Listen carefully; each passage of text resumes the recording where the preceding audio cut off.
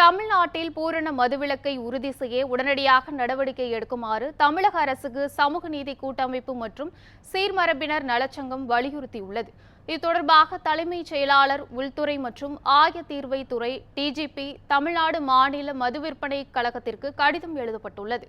அதில் தமிழ்நாடு மதுவிலக்கு சட்டம் 1937 படி மது குடிக்க உரிமம் இல்லாத நபர்களுக்கு டாஸ்மாக் சில்லறை விற்பனை நிலையங்கள் மூலம் மதுபானங்களை விற்பனை செய்வதை நிறுத்த வேண்டும் என கூறப்பட்டுள்ளது.